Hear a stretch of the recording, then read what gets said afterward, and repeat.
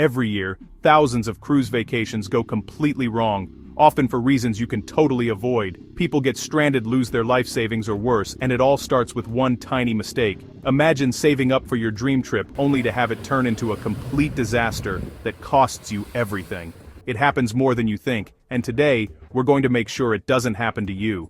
This isn't just another travel tips video, this is a survival guide for the high seas. I've spent weeks digging through incident reports, talking to former crew members, analyzing hundreds of vacation horror stories to bring you the ultimate list of what not to do. In the next 8 minutes, right here on YouTube, I'm going to show you the 10 most dangerous mistakes people make on cruises that nobody ever talks about. We're not just pointing out problems. For every single mistake, I'm giving you a simple, one-line fix so you don't become another statistic. This is the most important video you'll watch before your next vacation. Get ready, because we're counting down the top 10 cruise fails that can ruin your life, starting right now. We're moving fast, so pay close attention. Each of these tips could literally save your vacation, your money, or even your life. By the end of this video, you'll be a cruise expert, ready to avoid every trap the average tourist falls for. Let's do this!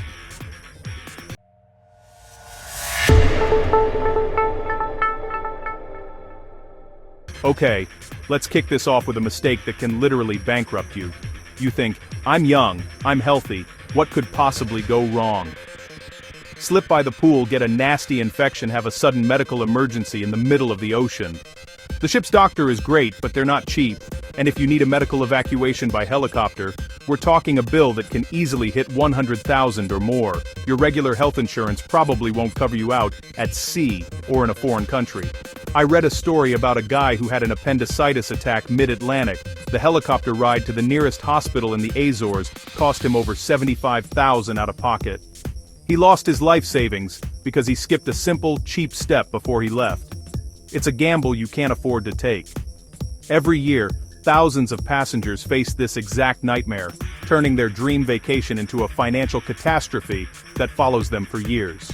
They thought they were saving a couple $100, but ended up losing everything. Don't be that person. The risk is just too high. Imagine having to sell your house to pay for a 30-minute helicopter ride. The ship will stabilize you, but they are not a full-service hospital.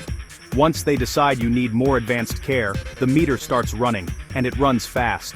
You are completely on your own, financially, in the middle of nowhere, with no one to help you but the insurance you should have bought. So, here's the one-line fix. Write this down. Always buy comprehensive, cruise-specific travel insurance that explicitly covers medical evacuation and trip interruption. Don't just get the cheapest plan. Read the fine print. It costs less than one fancy dinner on the ship, but it gives you million-dollar protection. This is non-negotiable. Do it, and you can relax knowing a slip-up won't sink your financial future.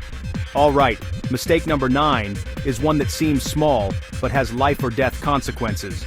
It's the first hour on the ship, everyone's excited, the bar is open, and then the alarm sounds for the mandatory muster drill.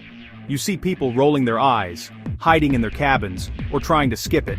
They think it's a joke, a waste of 20 minutes. But in a real emergency, those 20 minutes are the difference between getting to a lifeboat and being trapped in a flooding hallway. When panic hits, your brain doesn't work right. The lights go out, the ship is tilting, people are screaming. You won't have time to leisurely look at the map on the back of your door. You need to know your escape route, instinctively. I saw footage from the Costa Concordia disaster, and the chaos was terrifying. Passengers who had skipped the drill were completely lost, running in the wrong direction, adding to the panic and confusion. Crew members have told me that during these drills they see hundreds of people not paying attention, just scrolling on their phones. They're literally being shown how to save their own lives, and they treat it like an ad. They can't wait to skip. Here's your one-line fix. Attend the muster drill. Pay 100% attention. Physically walk your primary and secondary escape routes from your cabin. Know where your life jacket is, how to put it on, and where you're supposed to go. Memorize it. Burn it into your brain. Those few minutes of focus could be the most important investment you ever make. Next up, let's talk about your stuff. You're on a luxury ship, feeling safe and secure. You leave your laptop on the bed, your wallet on the nightstand, and your passport just sitting on the desk. While you go to the pool, big mistake. While cruise ships are generally safe, theft is a real problem that cruise lines don't like to advertise. It's not always other passengers. Sometimes it can be opportunistic crew. or people who sneak on at port. There was a case where a couple on their honeymoon had their cabin ransacked while they were at dinner on the first night. They lost their camera, cash, jewelry, and even their passports. They assumed the locked cabin door was enough. It wasn't. It's a crime of opportunity, and people leave those opportunities wide open. Think about it. Thousands of people have access to the hallways of the ship. It's naive to believe your room is an impenetrable fortress. People get comfortable, they let their guard down, and that's exactly when thieves strike. They watch for people who are careless, who leave their balcony doors unlocked, or who flash expensive items around the ship. You are making yourself a target without even realizing it. The fix is incredibly simple. Use the safe in your cabin for all valuables. Passports, extra cash, electronics, and jewelry. Don't just leave them hidden in a suitcase. When you go ashore, carry only what you need. One credit card, a bit of cash, and a copy of your passport, not the real thing. Keep these items in a discreet money belt or a slash-proof bag, not in your back pocket. Treat your valuables like you're in a crowded city, because you are. Chapter 4. This next mistake happens the second you step off the ship. The port is buzzing with activity. Taxi drivers are yelling, vendors grabbing tourists. You're excited to explore. You pick a direction and start walking. Or you hop in the first taxi that offers a cheap price. This is how you get scammed.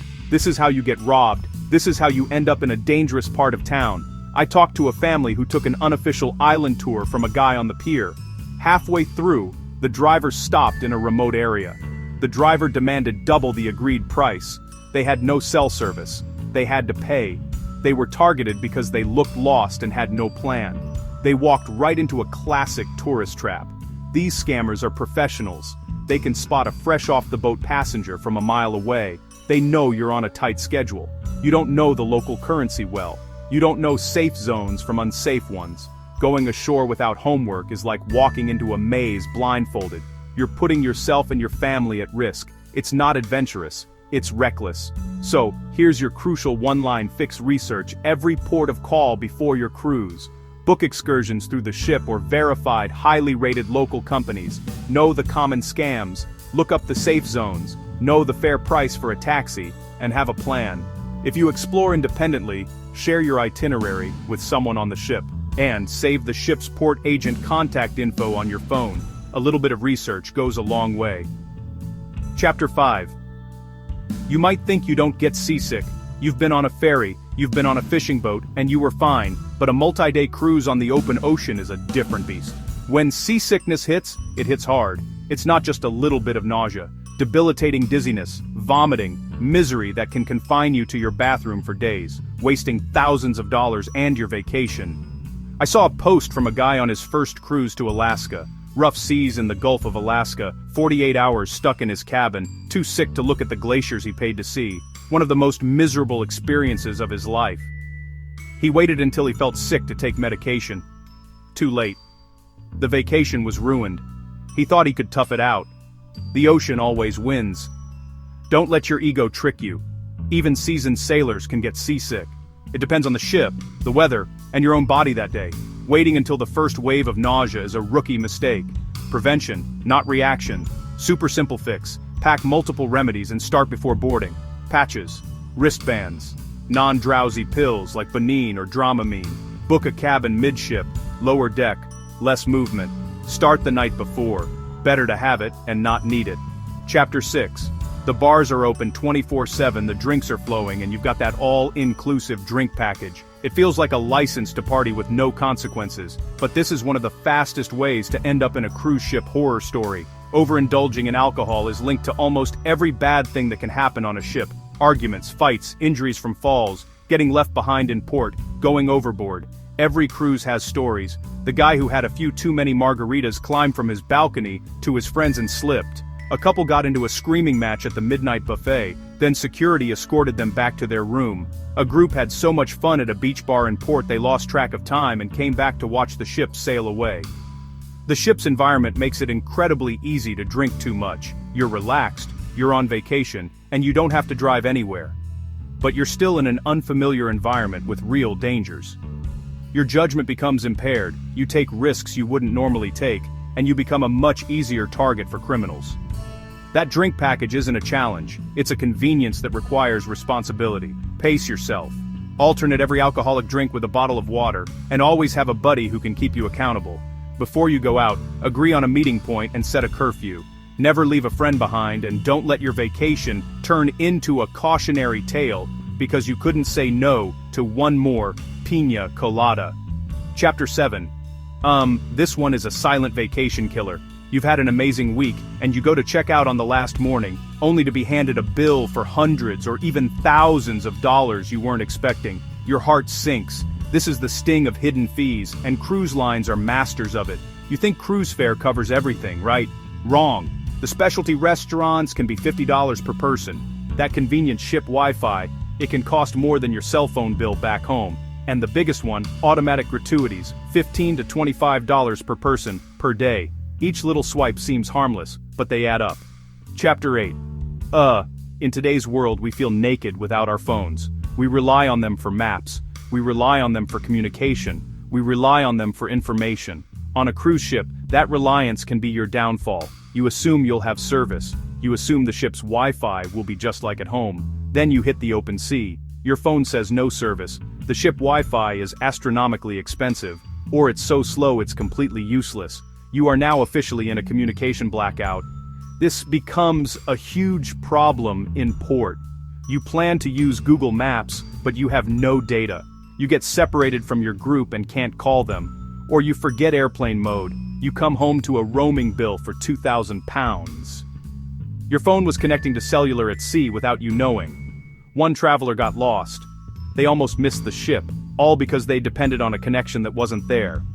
Simple fix. Before you leave, download offline maps for all port cities, and save digital and paper copies of important documents. For connectivity, buy a local SIM at your first port, or get a portable Wi-Fi hotspot with an international data plan. That gives you control over connection and costs. It ensures you're not stranded or paying the ship's insane pricing. Chapter 9. This mistake is so simple, so easy to avoid, yet it can lead to the most tragic outcomes: theft, or worse, a catastrophic fall. You get a beautiful balcony cabin to enjoy the sea breeze. You leave the door open while you nap, or you leave it unlocked when you go to dinner. You assume it's safe. You assume no one can get in. You assume your kids won't climb on the railing. These are dangerous assumptions. Thefts from balcony to balcony are rare, but they happen. Thieves can and do climb between partitions to enter unlocked rooms, but the far greater danger is falling. Every year, there are heartbreaking stories of passengers, often children or intoxicated adults, falling from balconies. It happens in a split second. A child climbs on a chair left on the balcony, an adult leans too far over, and the vacation becomes an unimaginable tragedy. People don't perceive the risk. Vacation mode lowers situational awareness. They treat a balcony 15 stories above the churning ocean like it's their back porch, at home. Safety. Rule. Always lock your balcony door when not using it. Never leave children unattended on the balcony. Don't just slide it shut. Engage the lock. Move balcony furniture away from the railing so it can't be used as a makeshift ladder. If you're anxious, bring a cheap doorstop or a portable door alarm for extra peace of mind. Your vigilance is the best safety feature. Chapter 10. And here it is, the #1 cruise fail. Booking a sketchy, unvetted shore excursion to save a few bucks. You see a guy on the pier offering the exact same snorkeling trip as the ship for half the price. It seems like a no-brainer. But what you're not paying for is the single most important thing. A guarantee that you will be back to the ship on time. I read a horror story from a group of 8 people in Belize. They booked a cheaper cave tubing tour. Their van broke down on a remote jungle road. The driver had no backup plan. They had no cell service. By the time they hitched a ride back to port, their ship was a tiny dot on the horizon. They were stranded. They had to pay thousands for flights to the next port to rejoin the cruise, losing 2 full days of their vacation and all their money. When you book an excursion through the cruise line, you're buying an insurance policy. If that tour is late for any reason, traffic, a breakdown, anything, the ship will wait for you. If it's catastrophically late, the cruise line will pay to get you to the next port. When you book with some guy on the pier, you get none of that. You are completely on your own. Saving £50 isn't worth the risk of being stranded in a foreign country with nothing but the clothes on your back. Prioritize ship-sponsored excursions, or only use third-party operators with thousands of recent stellar reviews. Always book a return time that gives you at least a 2-hour buffer. Don't cheap out on your return ticket to the ship. Read the reviews. Check their backup plans. Understand that the pierside deal could be the most expensive decision you ever make. Outro. And those are the 10. Quick recap montage of the 10 mistakes with green checkmarks. Not just tips, but critical habits that prevent vacation nightmares. We covered everything from million-dollar medical bills to the simple act of locking your balcony door. It seems like a lot, but it all boils down to one thing: being prepared and staying aware.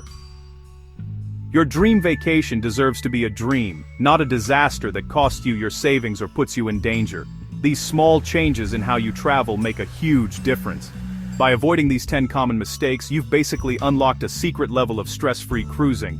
You're now smarter than 99% of the tourists out there who walk blindly into these traps. You know how to protect your health, your money, and your safety. I hope this 8-minute investment saves you a lifetime of regret. Your job now is to remember these rules and enjoy the amazing vacation you've earned, knowing you've got all your bases covered. If this video helped you, do me a huge favor. Smash that like button and subscribe to the channel right now so you don't miss our next video. Smile. Zen Ripple smiling. And for everyone watching, I want to know, what's your cruise horror story? Or what's the best tip you've ever received? Drop it in the comments below. Let's help each other travel smarter. Thanks for watching, and I'll see you in the next video. The one-line fix to save your wallet is this. Before booking, read the cruise line's policy on gratuities and fees, and create a specific, separate budget for your onboard spending. Prepaying for things like drink packages, gratuities can sometimes be cheaper, so do the math. Track your spending daily on the ship's TV or app so there are no horrifying surprises on the last day. Knowledge is power, and in this case, it's also money.